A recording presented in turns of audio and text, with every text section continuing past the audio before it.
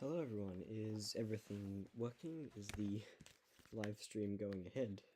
Um, Let me see. Are we live? Are we live? Um, let's see. Oh, we are. Excellent. Okay. Um, am I audible? Okay, perfect. It would seem that I am.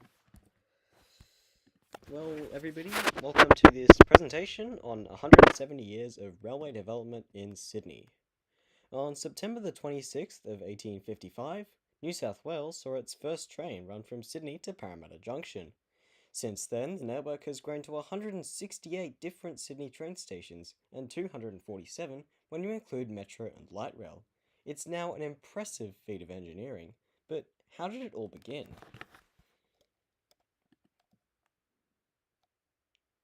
In part 1 of this livestream, we'll cover the 1850s to the 1910s, and in part 2, we'll cover the 1920s to the 2020s. Exactly 199 years and 364 days ago from the date of this presentation, the Stockton and Darlington Railway in England saw its first service. It's recognised as the first steam-operated public railway, built to haul coal, but carrying passengers from the start. Designed by George Stephenson, it proved rail's potential and sparked a boom across Britain and the Empire. Just 16 years later, Sydney opened its first line, showing how quickly rail spread worldwide. The 1850s, the very first decade where railways were present in New South Wales, saw the opening and expansion of a line that, by the end of the decade, stretched from Darling Harbour to Campbelltown. The first section of railway, which opened in 1855, comprised what is today known as the Main Suburban Line and travelled the 21 kilometres from Central to Parramatta Junction. The idea of railways in the colony had first been mooted in 1846 during a public meeting, and the proposals of railways were initiated 3 years later, under the Sydney Railway Company. This was followed by a ceremony on the 3rd of July 1850, where the first sod was turned by the daughter of the governor. It occurred in Cleveland Paddock, which is today the site of Prince Alfred Park. The line's original engineer, Francis Shields, wanted to utilize broad gauge, but his successor, James Wallace, switched to standard gauge in 1853.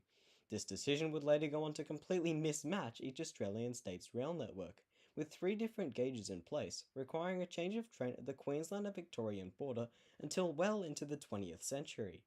The construction of the line also faced the large expense of land acquisition for the line, and shortages in money, in workers, and in supplies. By the time the line was completed in 1855, the government had taken over the project.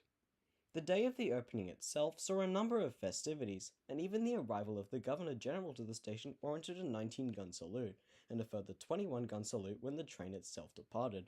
In fact, the occasion itself was likely the largest gathering in the colony's history up to that point. Now, the line itself opened with 5 stations, at Central, Everleigh, which is now Redfern, then Newtown, Ashfield, Burwood, Homebush, and finally Parramatta Junction. The line was electrified in 1929, with suburban services operating on the southernmost 4 tracks and steam trains travelling beyond the suburbs on the remaining 2 tracks. The line saw infill stations in Macdonaldtown, Stanmore, Petersham, Lewisham, and Summer Hill, as well as Croydon, which opened under the name 5 Dock. Strathfield and other infill opened as Redmire. Flemington and Rookwood were a further 2, the latter of which no longer exists, after being closed in 1967. Lidcombe, which was named both Haslam's Creek and Rookwood at different points in time, opened in 1858, and Auburn in 1877. Clybourne was a workers' platform that opened in 1951 and served the Auburn Rail Maintenance Centre. Clyde itself was named Rose Hill Junction and then Clyde Junction from its opening in 1882, despite not becoming a functioning junction until 6 years later. The terminus of the line at Parramatta Junction would end up becoming a junction of its own 5 years after opening, between the main Western Line and the main South Line.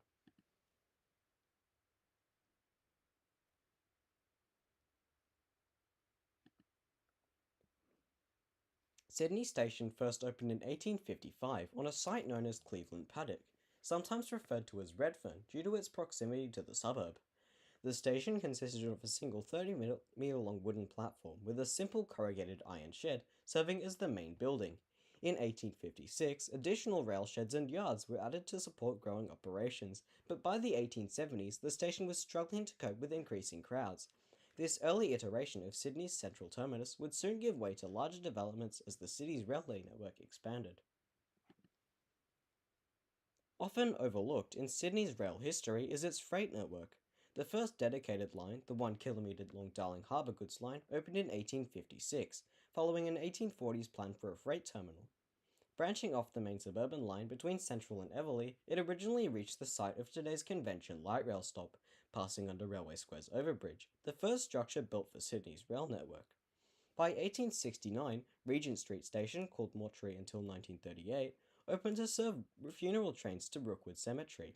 Other spurs included a siding to the Powerhouse Museum for moving exhibits and Darling Harbour Station from 1875 to 1996, near today's Chinese Garden of Friendship.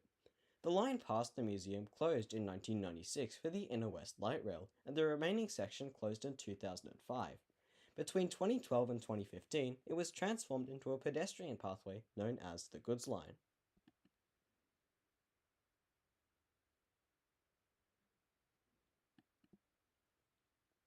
Within a year of the Granville Line's success, the government allocated £600,000 for new lines to Parramatta, Windsor, Penrith, and south to the cow pastures, today's Campbelltown.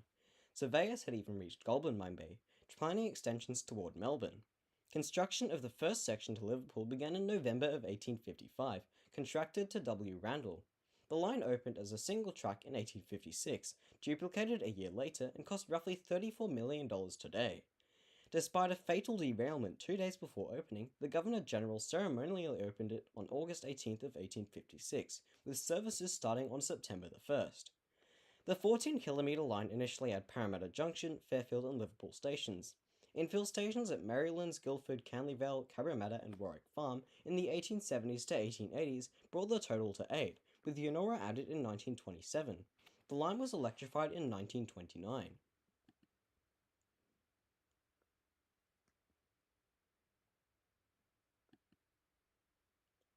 Sydney's Cumberland region, a major producer of wheat, corn, beef, and wool, was next for rail expansion to better connect Sydney and Campbelltown, where 10,000 people were already travelling by 1846.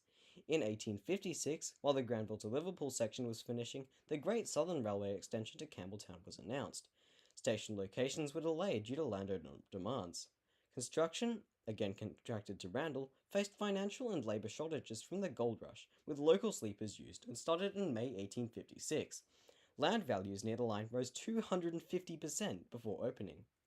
The line opened with Campbelltown as the terminus, followed by Glenfield, Minto, originally Campbellfields, Ingleburn, Lamia, Macquarie Fields, Bunbury Junction, and Cashoola. All remain today except Bunbury Junction, which served workers during duplication of the line. The line was electrified in 1968 and now forms part of the T2, T5, and T8. Interestingly enough, this period of time was actually when Governor William Denison made the suggestion that in order to save money, the college should make the somewhat backwards decision of using horse-drawn power instead of steam. This obviously didn't eventuate, but Denison did actually put up quite a campaign for the idea.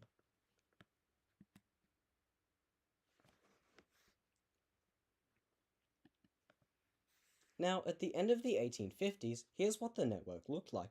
With just 10 stations between Campbelltown and Sydney and a short freight branch to Darling Harbour, there's a lot less than the massive 31 stations along that route today. There's been a few name changes too. Everleigh and Haslam's Creek stand out the most, and they're today's Redfern and Lidcombe. But to get a real idea about the network's first growth, we need to look west. The 1860s was a time of branching out for the rail network, quite literally. Branches to Rookwood, Richmond, and the Blue Mountains were all added, and extensions throughout the decade led to the main South Line reaching all the way to Goulburn. In July of 1860, Sydney's first branch line outside of Darling Harbour opened from Parramatta to Blacktown Road. Before the railway, travel between Parramatta and Sydney relied on ferry, road, or walking to Granville Station. Parramatta, settled in 1788, was already a major centre. The line, designed by John Whidden, opened with stations at Parramatta, Blacktown Road, renamed Blacktown in 1862, and a modified Parramatta Junction. The railway spurred local development, including a post office in 1862 and a school in 1877, while Granville itself became a functioning junction. Infill stations soon followed at Parramatta Park in 1861 and closed in 1914, Seven Hills in 1863, Toongabbie in 1880, Westmead in 1883, T.R. Smith's platform also in 1883, renamed Wentworthville in 1885, Harris Park and Pendle Hill in 1924. The line was fully electrified to Parramatta in 1929 and completed by 1955. A major derailment at Wentworthville in 1989 involved the first three carriages of a brand new Tangara train, the fleet's first serious accident. Today, though, the line serves the T1, the T2, the T5, and intercity services to the Blue Mountains.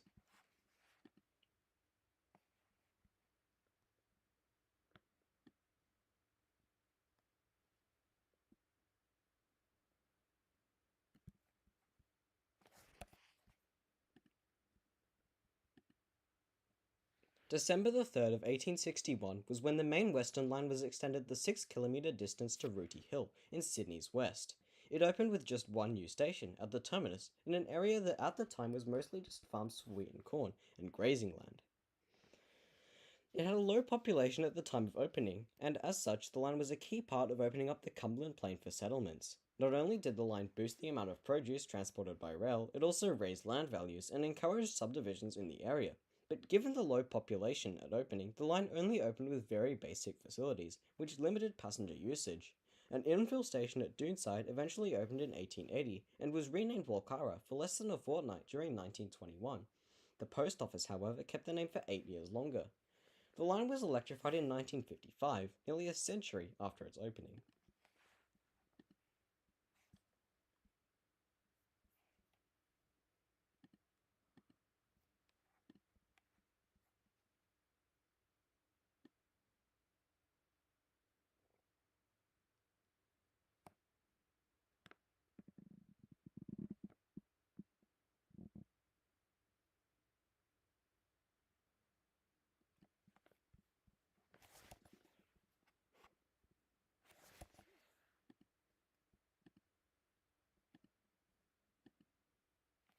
The main Western Line was far from ending its expansions in suburban Sydney, however, as in 1862 the line reached St Mary's. St Mary's was known as South Creek at the time, not being renamed until 1885. At the time of opening, St Mary's, or South Creek, was just a small farming settlement, producing crops like wheat, corn, and grazing livestock.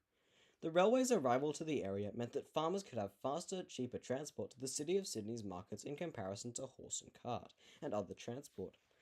Like the previous extension of the line, land sales and subdivisions attracted new settlers to the area and cemented St Mary's as a local hub on the route to Penrith and the Blue Mountains.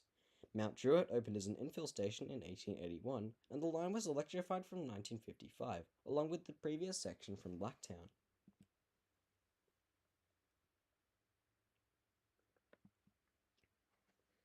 On the 1st of September 1862, the main South Line was extended 9 kilometres to Riversford on the north bank of the Nepean. Two stations were open at the time, Campbelltown, dating from 1858, and Riversford, which closed the following year once the line pushed further south. New stops soon followed. North Menangle opened in 1873 as Menangle Platform, operating until 1937. Glenlee opened in 1884, closing in 1947 after decades of serving the small district, and later became the site of a serious collision between the Melbourne Express and a coal train.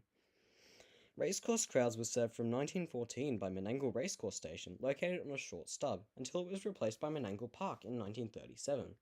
The extension to Macarthur in 1985 created Sydney's southern rail terminus, and electrification to that point the same year cemented the line's suburban role.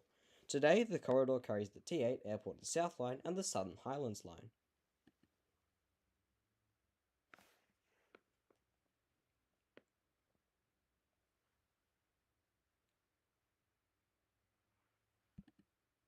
On the 19th of January 1863, the main Western Line was extended 8 kilometres from St Mary's to Penrith, pushing the railway closer to the Blue Mountains. At the time, the landscape was mostly farmland, with only early development around Penrith, which would later grow into a major regional centre thanks to the railway. Along the route, Warrington opened in 1868 as Parkes Platform, named after the politician Henry Parkes and his adjoining estate. The name was changed in 1893 as the area's local identity grew. Kingswood followed in 1887 as Crossroads Platform, serving a rural junction before being renamed the next year in order of Governor Philip Gidley King. The section was electrified in 1955 and today carries both the T1 Western Line and the Blue Mountains Line trains, continuing its long role as the key gateway between Sydney and the mountains.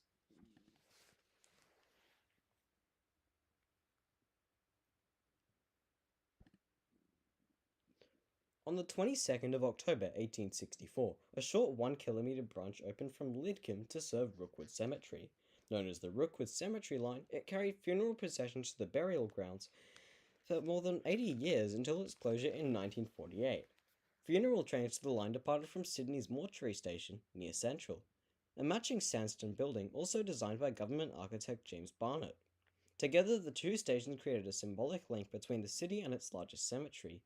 At the heart of the branch was Cemetery Station Number 1, first called Haslam's Creek Cemetery and later renamed several times before settling on Mortuary General Cemetery in 1908. Designed by government architect James Barnett, the sandstone station was very ornate, with wide platforms, ticket offices, vestibules, retiring rooms, and a carriage port. Its walls were decorated with angels, cherubs, gargoyles, and intricate foliage carvings, while a bell tower rang at 30 minutes and 5 minutes before each funeral train's departure. The large arch structure of the station actually created a tunnel effect over the tracks, and after the line's closure, the station was dismantled and re-erected in Canberra in 1958 as All Saints Church, albeit with some alterations. Decades later, in 2000, restoration work at Rookwood revealed the old foundations and pathways of the site, preserving a link to this interesting chapter of Sydney's railway history.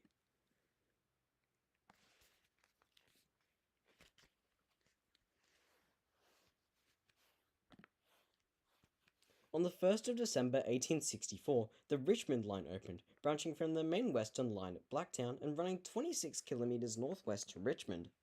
5 stations were in use at the time: Riverstone, Mulgrave, Windsor, Clarendon, and Richmond.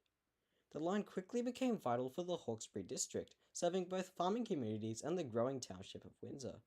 Additional stops came later, including Schofields in 1870, Quakers Hill in 1872, and East Richmond in 1939, while smaller platforms like Mulgrave Tank 1887 to 1891 briefly dotted the route. Marryong joined the line in 1922, and Vineyard followed in 1935 as Sydney's suburbs pushed further outward.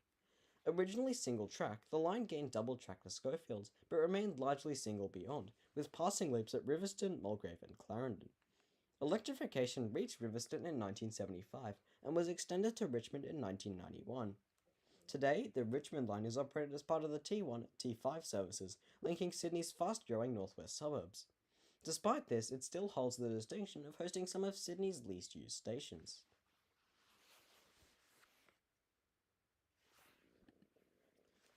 A map fragment dated 1865, currently displayed on map Platform 1 at Parramatta Station, offers a rare glimpse of Sydney's early railway network.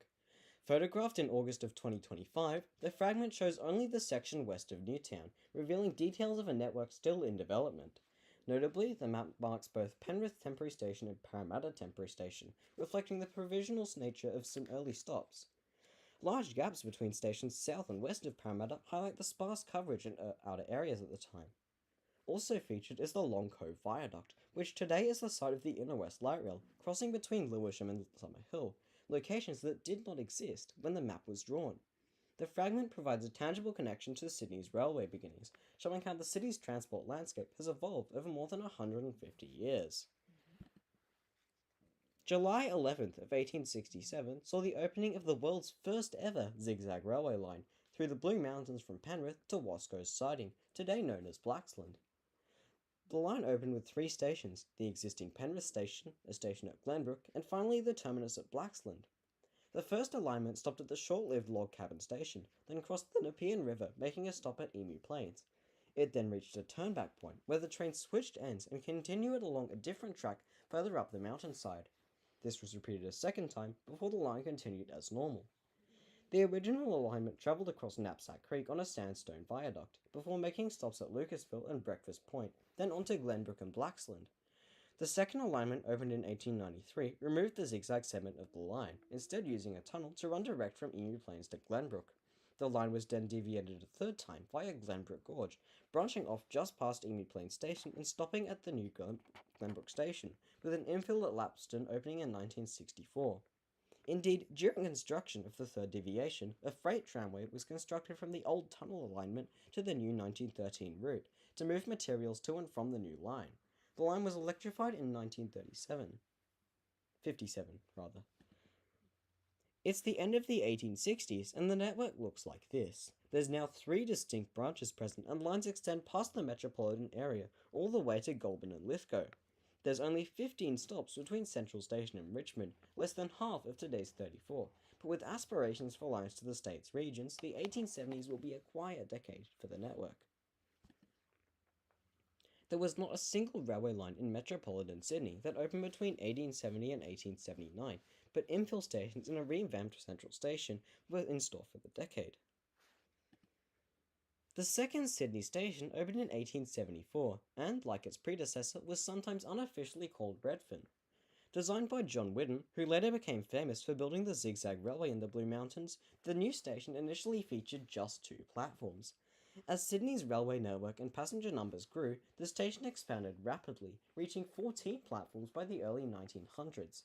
By 1899, it was handling an astonishing 25 million passenger visits, highlighting the city's explosive growth and the station's rising importance as a transport hub. Between the end of the 1860s and the end of the 1870s, 15 infill stations opened. The regional network reached Wagga Wagga and Orange, and the main line between Central and Parramatta looks quite similar to the line as it is today.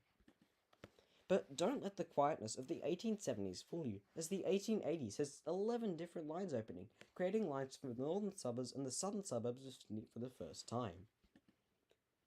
On the 10th of March 1882, the Camden line opened, branching 13 kilometres from Campbelltown to Camden.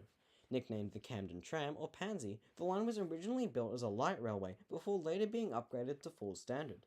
At opening, stations included Kenny Hill, Currans Hill, Narellan, Graham's Hill, Kirkham and Camden, with Campbelltown already in use since 1870. The line quickly became known for its steep 1 in 19 grade at Kenny Hill, where trains often stalled and passengers sometimes had to walk alongside before reboarding. It carried a mix of passengers, coal from Narellan and milk from Camden's dairy farmers' siding. Special Good Friday services ran annually to Maryfield's Monastery, requiring extra locomotives to handle the crowds. Despite its quirks, the line served the district for more than 80 years, before closing on the 1st of January 1963 due to low patronage and operational difficulties. Remnants of the corridor's alignment can still be found in Narellan and the infamous Kenny Hill, reminders of this unique branch line.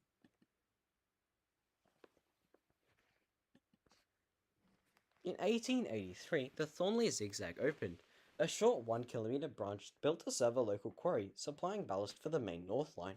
It was the 3rd zigzag constructed in New South Wales, and notably the first outside the Blue Mountains. The line dropped about 30 metres over just 1.2 kilometres, and while it primarily supported construction of the main North, it actually opened before the main line itself. By 1892, the zigzag was no longer needed and was closed. Today, much of the alignment has been built over with housing, though Zigzag Creek, which runs alongside part of the old route, preserves the name of Sydney's small suburban zigzag railway. On the 15th of October 1884, the South Coast Line opened, running 14 kilometres from Redfern through Sydney's southern suburbs to Hurstville. 9 stations were in use at the time, including Erskineville, St Peters, Sydenham, Tempe, Ardcliffe, Rockdale, Kogarah and Hurstville. The route was built to open up Sydney's southern districts and form the beginning of the Illawarra line to the south coast. At first, many stations were surrounded by farmland and market gardens, but suburban housing soon followed as the line spurred growth. A major obstacle was crossing the Cooks River, which was initially achieved with a timber bridge. Early congestion near the city meant the line was quickly expanded to 4 tracks to handle a mix of suburban, intercity and freight trains. Infill stations soon began to appear. Carlton opened in 1889, Banksia in 1906 and Alloa in 1925, each serving growing residential areas.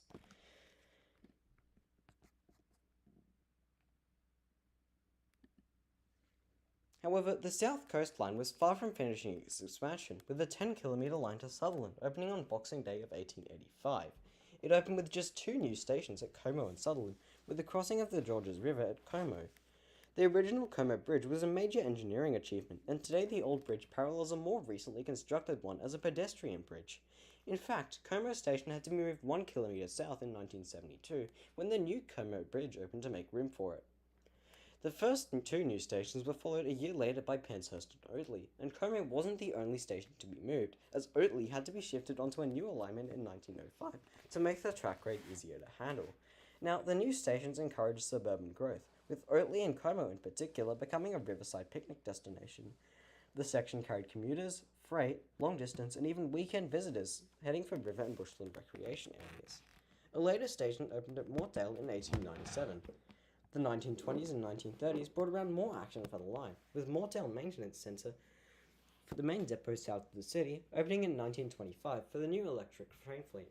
This was shortly followed by the state's first electric train journey in 1926, of which Oatley Station was the first stop.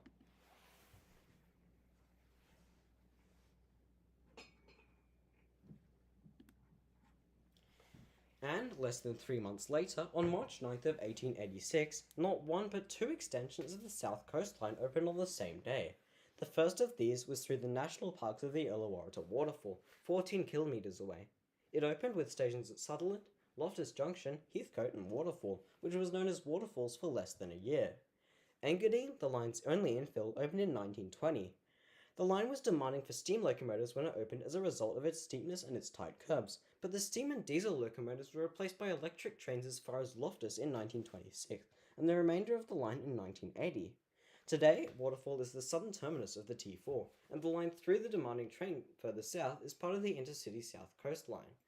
Tragically, in 2003, Waterfall was the site of the Waterfall rail accident, where a train south of the station derailed, following the driver suffering a heart attack. On a lighter note, if you remember me mentioning a second branch opening on the same day, you'd be correct. The Royal National Park branch left the south coastline at Loftus Junction before travelling 2 kilometres through the bush to the Royal National Park station. The station was renamed a number of times throughout its history, starting as Loftus, then becoming National Park, then becoming Loftus again, then becoming National Park again, then becoming the National Park, and finally becoming the Royal National Park, when Queen Elizabeth renamed the park on a visit in the 1950s. The first station on the site was used by the military, as well as visitors to the national park and residents of the nearby Grays Point. The line was electrified in 1926, and by the 1930s saw 25 passenger services each weekend. In 1946, the Australian Scout Jamboree was held in the area, and a platform called Scout's Platform was opened to serve it, afterwards being used as a stabling loop for trains. When the park celebrated its centenary, a new station opened to replace the old one, and by the mid-1980s, there were just 7 trains each week, with the line being used to test trains on it. A signal fault occurred in 1991, and by this point, there were not enough passengers to warrant fixing it, causing the line's closure shortly after. Today, though, the line has been taken over by the Sydney Tramway Museum, who operate services on it.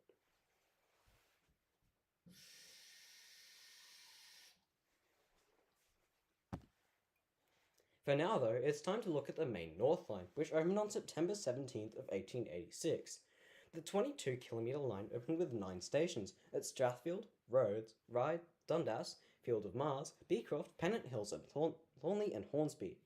You probably don't recognise some of these names, because before the Carlingford line's opening in the 1890s, Eastwood and Epping were able to use the names Dundas and Carlingford. As far as for West Ryde, it was renamed in 1945. The line crossed the Parramatta River on a bridge designed by railway engineer John Whidden, which was replaced in 1980 and was converted for pedestrian use in 2000.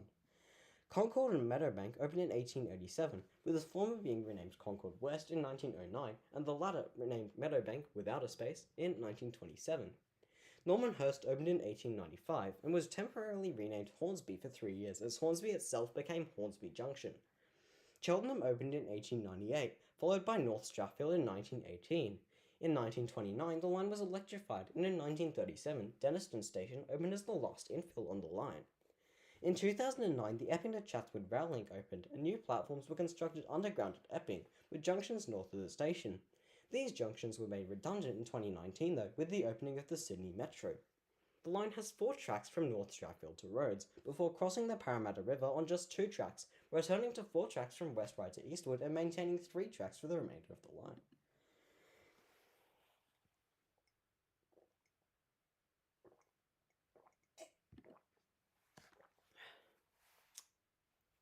A year after the line to Hornsby opened, it was extended on April 7th of 1887, on the 23-kilometre route to Hawkesbury River. It opened with just 2 new stations, Barara and Hawkesbury River, and was the second last section of line needed to facilitate the direct connection from Sydney to Brisbane. Hawkesbury River actually opened as Pete's Ferry and was renamed to Brooklyn in 1888, then Hawkesbury River in 1889, then Hawkesbury in 1890, and back to Hawkesbury River in 1906. In August, less than half a year after the line's opening, a station at River Wharf opened to connect with a paddle steam ferry named General Gordon to either Woy Woy or Mullet Creek stations on the line from Newcastle. Also in 1887, in July, Kohler Station opened, later renamed Mount Kohler in 1906. In 1889, the Hawkesbury River Bridge opened, closing River Wharf and the ferry service as a result. Cowan Station opened in 1890 and was followed by Ku-ring-gai Station in 1901, which was renamed Mount Ku-ring-gai in 1904. Finally, the 1915 opening of Asquith Station was the last change until the present day. The line was electrified to Cowan in 1959 and to the remainder of the line a year later, with Cowan historically being used as the suburban rail terminus until January of 1992, when they were curtailed to Barara. In 1990, an intercity train tragically collided with Steam Train 3801 between Cowan and Hawkesbury River as a result of a signal failure.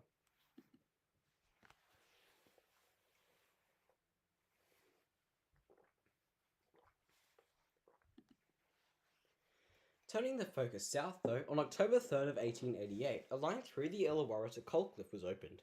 The line opened on an alignment with 7 tunnels, those being Waterfall, Cawley, Helensburgh, Metropolitan, Lilyvale 1 and 2, and Otford. Waterfall Tunnel was later opened up and turned into a cutting when the track was duplicated. The extension opened with stations at Cawley Siding, which would go on to close in the 1900s, at Lilyvale, which closed in 1983, at Otford, and at Coalcliff. Cawley was a now completely removed workers' town and was once home to hundreds of residents. After the construction of the line and its deviations, however, it dwindled in population, effectively becoming a ghost town by the turn of the century. Helensburgh Station opened a year after the rest of the line in 1889, and Stanwell Park opened in 1901. This all changed in 1920 though, as a new deviation was opened with far more bends in order to make it easier for steam trains to climb up the Illawarra escarpment. This has since been made redundant, as electric trains no longer need this ease of climbing and could have very easily used the old alignment if it was still in operation. Nonetheless, the new alignment opened with a replacement station at Helensburgh, and new tunnels at Helensburgh, Metropolitan Colliery, and Lilyvale. In fact, the old Helensburgh station and tunnels are today a hotspot for glowworms, a tourist attraction for the area. In 1920, another deviation opened, this time on the southern portion of the line, and was built to bypass the Otford Tunnel, which was infamous for its suffocating conditions as a result of the tunnel gradient and thick smog that would flood the tunnel. Tunnels at Bald Hill, Stanwell Park, and Stanwell Creek opened, alongside new stations at Stanwell Park and Coalcliff. The line was electrified in 1985 via the 1950 and 1920 deviations. 1888 saw the opening of the Sandown Line, a 4-kilometre branch leaving the main suburban line at Clyde. It opened with just 2 stations, the existing junction of Clyde and the new station of Rose Hill, serving the adjacent racecourse. This line was known as Bennett's Railway as a result of the name of its private owner, and saw both passenger and freight services. Passenger services, however, didn't go beyond Rose Hill until 1892, with the opening of Sandown Station, which would go on to close in 1991. It was followed by Cream of Tartar Works platform in 1927, which served, you guessed it, a cream of tartar factory. The platform later closed in 1959. Goodyear Station opened in 1934 and closed before 1991, and it was around this time that the line was electrified to Rose Hill, 1936 to be exact. Hardy's was the final new station on the line, opening in 1938 and closing in 1991. The line was electrified in 1959 to Sandown, but eventually saw passenger services cease to operate, and de-electrification occurred in 2002. Finally, the line officially closed in 2019 past Rose Hill, and Rose Hill itself saw the demise a year later. Today though, Rose Hill sees itself as the site of a future Sydney Metro depot, and the line is set for reuse as part of the L5 Olympic Park light rail line, projected to open in 2031.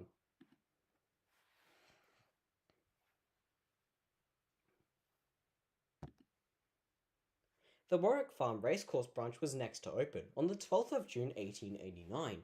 It was a 2-kilometre long branch and had just 1 station, at the racecourse.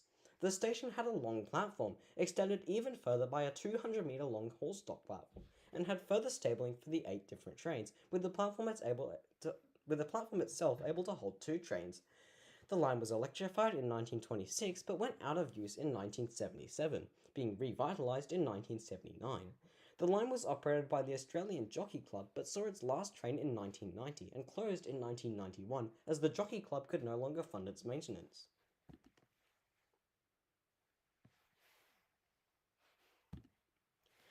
At the very end of 1889, the network had lines south to the Illawarra and Royal National Park, southwest all the way to Melbourne and Camden, west as far as Burke and Richmond, and north all the way to Brisbane.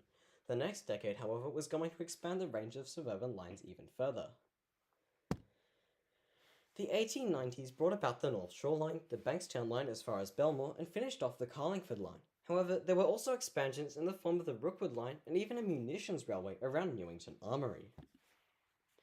The North Shore Line first opened as a 25-kilometre suburban line on New Year's Day of 1890. It branched off from Hornsby, which for a time was known as Hornsby Junction, before stopping at Pierce's Corner, later renamed Wahroonga, Eastern Road, renamed to Turramurra, at Pymble, Gordon, Linfield, Rossville, later renamed Roseville, at Chatswood, and at St Leonard's. The line had quite the history behind it, with a petition first started in 1874 for a line to the region, from Wahroonga to Sydney Harbour. A committee formed a year later, but the Public Works Department held strong opposition to the idea, calling it a railway from nowhere to nowhere. Surveyors proved the line's feasibility in 1879, but then the Garden Palace fire in the Botanic Gardens effectively destroyed all the remnants of the survey. Sir Henry Parkes was a strong supporter of the line and of the future Sydney Harbour Bridge, as the line was to run through his electorate of St Leonard's. Another proposal following the survey record's destroyal suggested a line terminating in Falcon Street in Crow's Nest. The contractors for the Crow's Nest line later withdrew, however, and new contractors changed the destination to St Leonard's, which was the terminus of the line after its construction was finished in May of 1889. It officially opened the following year as a single-track line. 3 infill stations opened, one at Waitara in 1895, one at Artarmon in 1898, and one at Killara in 1899. The line was electrified in 1927.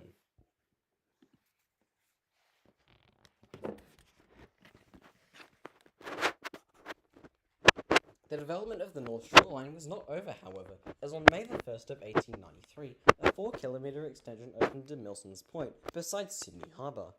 The line opened with stations at Edwards Road, renamed to Wollstonecraft in 1900, at Bay Road, named Waverton in 1929, and finally at Milson's Point, where it met with connecting ferries to the city, and trams to North Sydney's CBD, along Miller Street.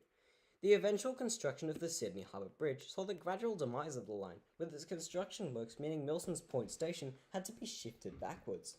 The result of this move away from the waterfront meant that Australia's first ever lifts and escalators had to be installed, linking the trams, the trains, and the ferries. After the bridge opened, the line past Waverton was converted to the North Sydney car sidings, used to stable trains, and the occasional rail tour provides passengers with the harbour views from the line. This could all end, however, as there have been recent proposals for a Highline walkway along the viaduct and around Lavender Bay, giving more people the opportunity to experience the views from the line on foot.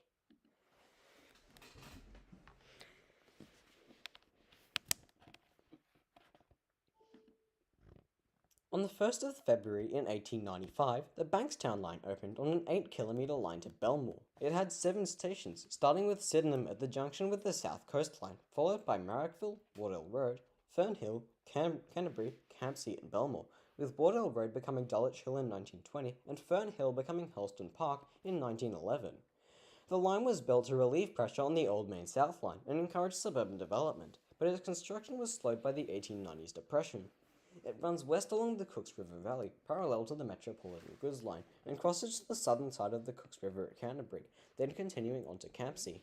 The line was electrified in 1926 and is currently closed, as it's being converted as part of the Sydney Metro, which will use the line from 2026.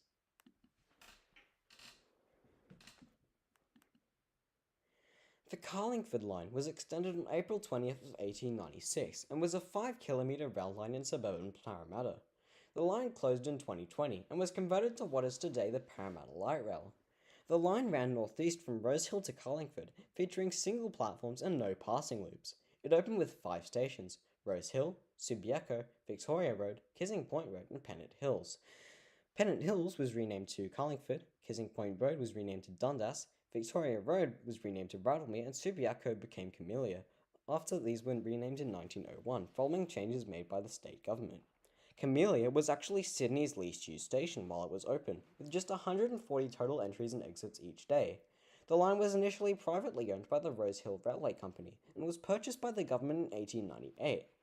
Past Rose Hill, no signals existed and only one block section existed, which allowed only one train at a time on the line. Talopia Station opened as an infill in 1925, the line was electrified in 1959, and the original bridge over the Parramatta River was replaced in 1996. Low patronage on the line and the busy Parramatta Road level crossing led to inquiries into the Carlingford line's long-term future. A rail link between Parramatta, Epping and Chatswood planned for duplication of the line, as well as underground stations, and an extension to the North Shore line via Epping. Only stage 1 of the rail link from Chatswood to Epping was ever built, with the remainder cancelled. The Rail Clearways project of 2004 proposed a loop at Rydalmere to allow half-hourly trains to operate, but this was cancelled in 2008. Ultimately, the line was closed in 2020 to allow for the construction of the Parramatta Light Rail on the route.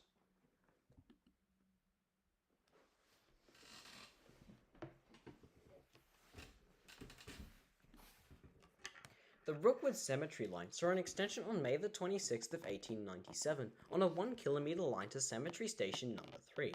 The extension began at Station number 1, which at that point was named Mortuary General Cemetery, and the waiting room of Station 1 had to be removed to allow for the line to be extended out through the other side of the station.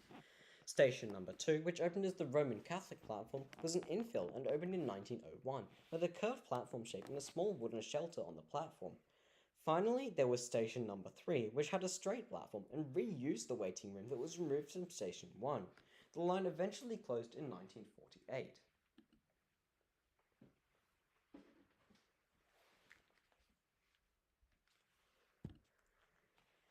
Newington Armoury, in the northern portion of Sydney Olympic Park, is a heritage site that was once the Royal Australian Navy's armament depot. The site is home to a 5 kilometre, 2-foot gauge railway that was used for transporting weapons, ammunition, and equipment. When Olympic Park was being developed in the 1990s, the railway was turned into a passenger heritage train, which opened in 1991. Disappointingly though, the line has been temporarily suspended since 2019 for passengers, with the most recent documented non-passenger test runs having occurred back in 2024. Nonetheless, the tracks are still visible from many footpaths throughout the park. At the very end of 1899, the network had lines reaching the North Shore, as well as to Hornsby, Belmore, the Illawarra, Rookwood, Carlingford, Camden, and regional destinations in practically every destination, but there was still much more to be built. The 1900s brought an expansion to the cemetery rail network with a line to Warrenor Cemetery and to Rookwood Station number 4. The first of Sydney's twin quarry railways opened to Prospect, and the Bankstown line finally reached its namesake. Starting off the 20th century, the Darling Harbour line was extended to Darling Island on January 22nd, 1 kilometre away from the terminus of over 40 years at Darling Harbour Yard. Darling Island was in essence an extension of the Darling Harbour Yard itself, and because of the extension, ships were able to load and unload without having to enter into Darling Harbour. The yard was eventually demolished between 1985 and 1988 to make way for the Darling Harbour development, and the line was turned into an underground light rail which opened in 1997. Accompanying Rookwood as Sydney's only other cemetery railway, the Warrenor line opened on June 30th of 1900. The 1 kilometre line branched off the south coastline south of Sutherland and curved northeast into Warrenor Cemetery. The cemetery site was originally a brickworks and was very nearly converted to a racecourse, but the cemetery itself went ahead, opening in 1895. The line's trains carried both coffins and mourners, and the original platform is now the site of some of the cemetery's offices. The station itself had a 134-metre-long platform and a wooden building, but was demolished after its closure. The railway was never electrified and was served by a CPH rail motor train. Alas, the rise of motorcars saw the decline of funeral trains, and the line was closed in 1947.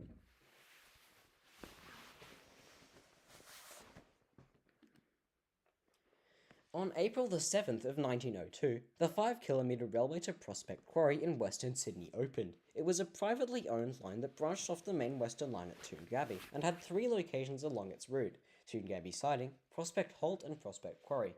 Passengers were able to ride as far as Prospect Halt Station, with a line beyond there being dedicated for freight movements.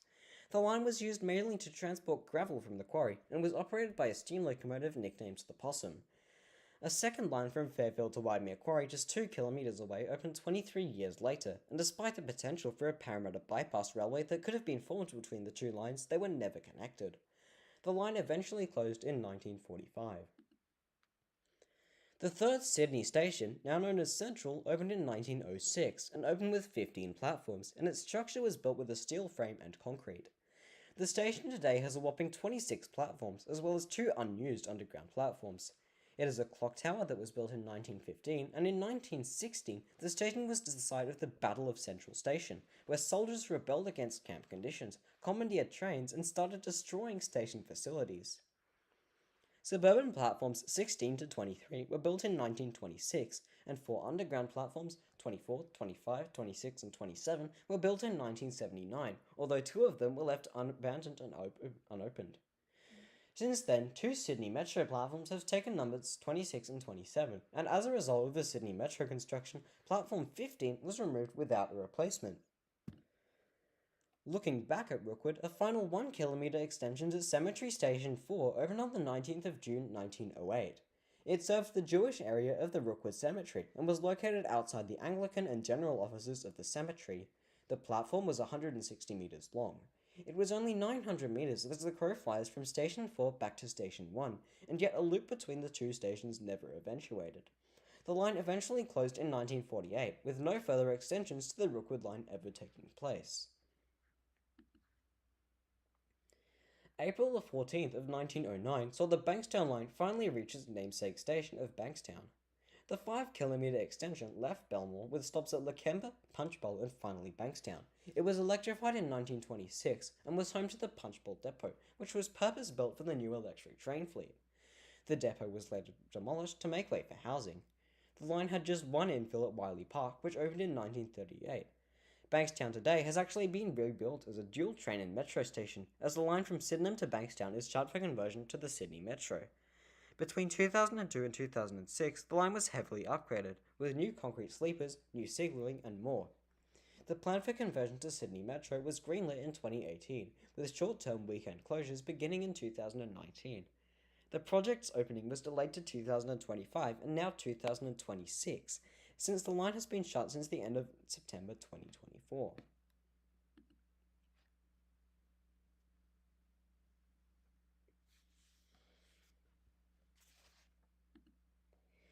By the end of 1909, the map has got a lot more branches than ever before.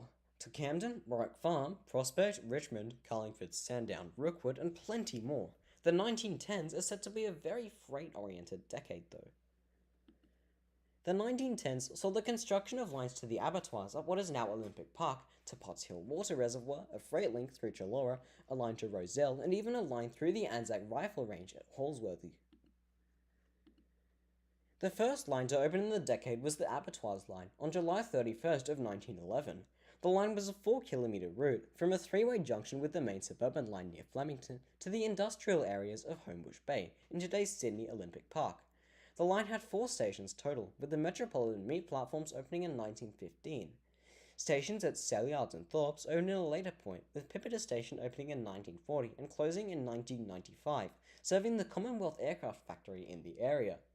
Sidings on the line served both dairy farmers and Ford, and passenger services were operated using Rail Motors, Red Rattlers, and V-sets.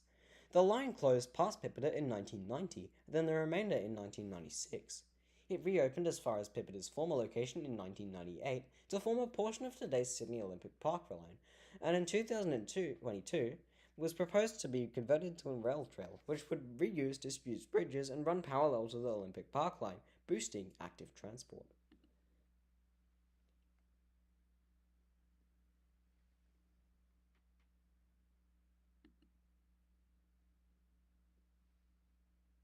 On November 11th of 1912, the Potts Hill and Regent's Park lines opened. The 5-kilometre total route had 2 stations at opening, Barella and Regent's Park. The line left the main suburban line at Lidcombe and continued to Potts Hill Pumping Station, the location of a water reservoir that continues to serve the Sydney region. The line to Potts Hill was a short branch and was operated by the Metropolitan Water, Sewerage and Drainage Board. The line also carried passenger trains and workers' trains for people working at the pump station.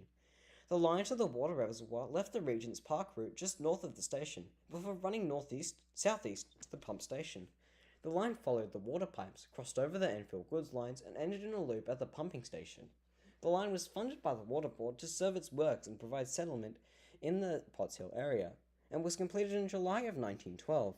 The line was later rebuilt to remove level crossings during works for the Regent's Park to Cabramatta extension, and the last train to Potts Hill ran in 1965, with the line closing officially in 1966. Interestingly enough, the Sydney Tramway Museum actually reused some of the rails from the branch line for the museum's trackage.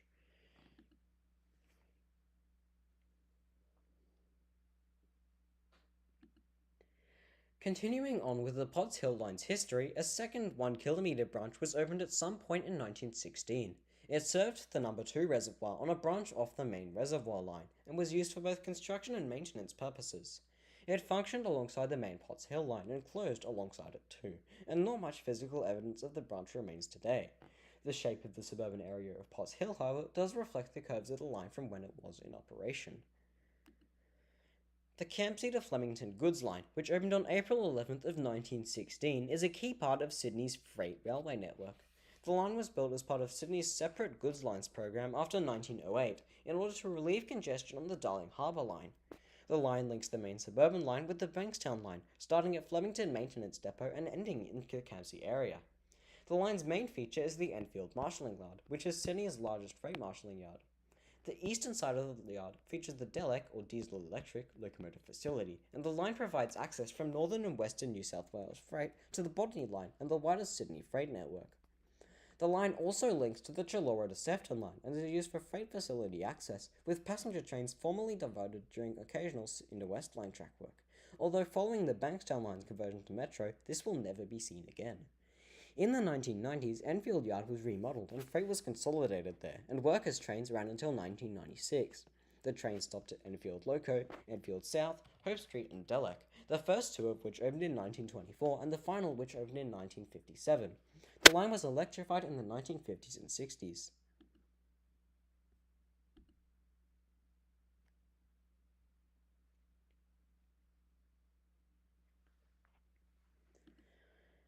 The Rozelle goods line opened on May 29th of 1916 and was 8 kilometres long. It opened to serve the port of White Bay, branching off the Bankstown line at Dulwich Hill.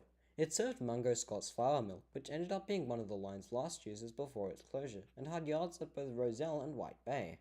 A stop at the White Bay power station at the end of the line at Rozelle existed, and the line was strictly used by freight until its closure in 2009 and the replacement by the 2014 Sydney Light Rail extension to Dulwich Hill.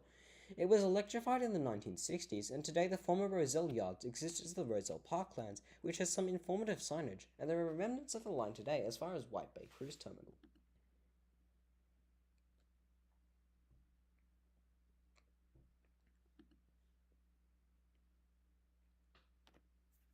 The Anzac Rifle Range line was a line built during World War I, opening on January the 21st of 1918. It was 8 kilometres long and had stations at Liverpool Camp, Anzac Rifle Range, Remount Depot and Holsworthy.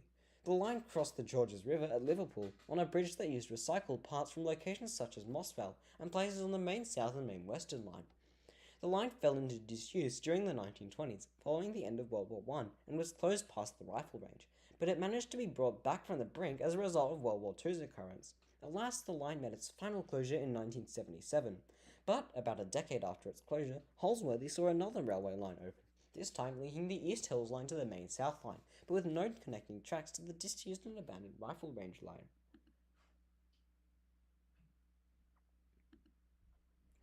By the end of 1919, the freight lines had really started to dominate the map, especially the links from Bankstown line right up to Rozelle and the Abattoirs, and down to Potts Hill as well. Well, that brings us to the end of part 1. Coming up in part 2, I'll go over the projects involving the City Circle line and some of John Bradfield's ambitious proposals, and newer lines like the Sydney Light Rail and Sydney Metro. I hope you've enjoyed the presentation and have a wonderful evening. Thank you.